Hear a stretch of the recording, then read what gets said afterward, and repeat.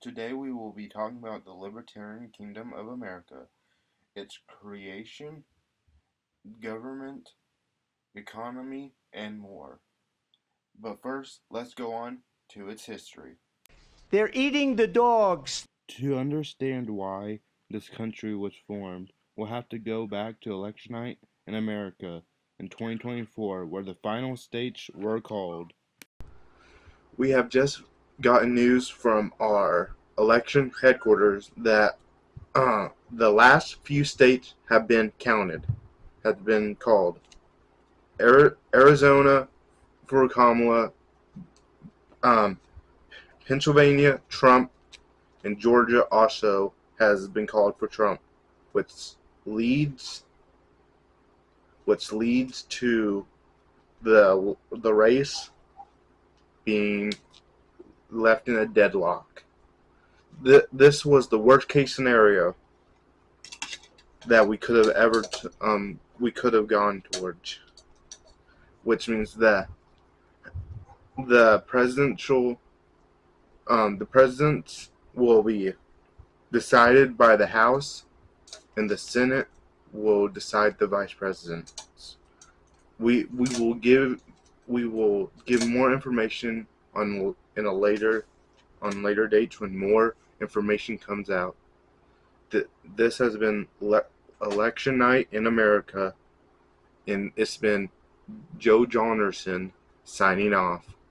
The election ending in a deadlock damaged most of the stability in the nation, with many saying that civil war was the closest it's ever been since the 1860s.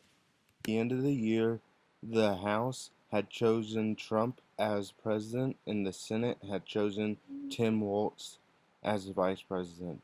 Also, fanning the flames of instability in the nation. But what would really break America was yet to come. In February 16th, 2025, Trump was leaving California after an intense meeting with the governor over riots in the state.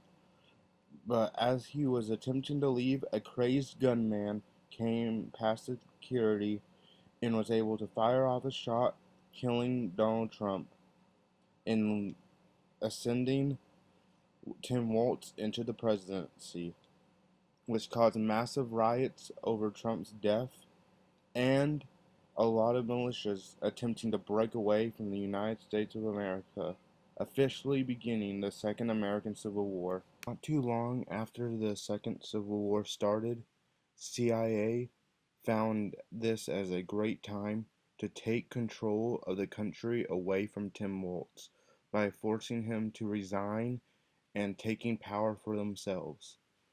Not too long after, the CIA would abandon the Constitution and started doing inhumane stuff in a way to end the Civil War, which only achieved one thing, making it worse.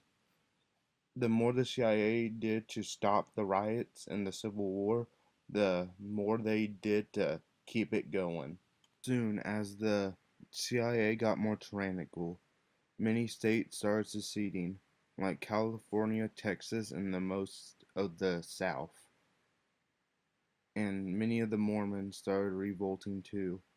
And there was one man who wanted to bring America back for liberty and wanted to overthrow the CIA and the current government. His name was Ethan, and he had a group of supporters that wanted to restore America through libertarianism and believed the only way to do that is a libertarian elected monarchy. After years of fighting, the Libertarian Kingdom of America was finally able to take D.C. and the rest of New England, spanning from New England all the way to Washington State. And after their huge victory over the old government, Ethan was finally able to proclaim, all Americans are now free from the grip of the old government. Now that we've gone through how the Libertarian Kingdom of America was founded, now let's go on to how they're government works. They said the role of government ought to be but one thing: protect liberty. Libertarian Kingdom of America has a single-chambered legislative, with the Senate serving as that one legislative. Each state has one senator that can serve for 2 terms, but each term lasts for 2 years. The elected monarch does not have term limits, only that the term ends after 4 years and will have to run again. Next, the laws. Yeah, I need the government to take care of me. I don't want to use heroin, so I need these laws. The Libertarian Kingdom of America did adopt the old government's Bill of Rights, but added 10 more that they call the Liberty Bill of Rights, which, for the sake of time, I'm just going to put them on screen for you to read. Laws will be enforced by privately funded police forces that will have the goal of protecting everyone's liberty. Now, let's go on to foreign policy. I always say if you want to know what foreign policy position to take, find out what Joe Biden's position is and take the opposite opinion. The Libertarian Kingdom of America has a friendly foreign policy, with having economic trade alliances with the EAU, the Mormons, the True States of America, and Japan. Now with foreign policy out of the way, let's go to immigration. So you have to have a secure border because you can't invite the world to come visit and stay. The Libertarian Kingdom of America allows in 500,000 immigrants per year, as long as they are not a convicted felon. Now, let's go on to national security. Is do it properly. Ask the people and ask the Congress for a declaration of war. This is war, and people are going to die, and you got to get a declaration of war. The Libertarian Kingdom of America's national security is mostly a defensive one. They rarely take a offensive action or go to war with other nations unless absolutely necessary. They try their best not to play world police, and they prefer to deal with problems at home. They do, however, have a huge military to keep back enemies. Includes national security. Now let's go on to the economy. The middle class is really hurting because their inflation rate is very much higher than the government tries to tell them. The Libertarian Kingdom of America has a big economy, with it running off of a free market economy. Its upper class is the rich, middle class is more of the working class, but they're still pretty well off, while the lowest class is criminals of the old government, mostly of the CIA. Next up, education. Very clear. There's no authority for the federal government to be involved in education. In the Libertarian Kingdom of America, there is no federal Department of Education. There is only a state Department of Education, where they just get to decide how they want their public schools run. But the main choice of education in the Libertarian Kingdom of America is public schools. Now, let's go on to healthcare.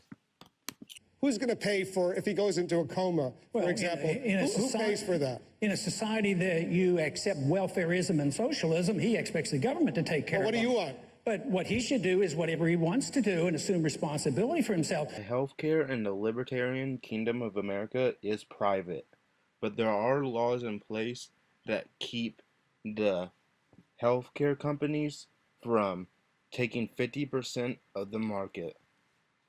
Private companies are allowed to manufacture their own healthcare products and healthcare insurance.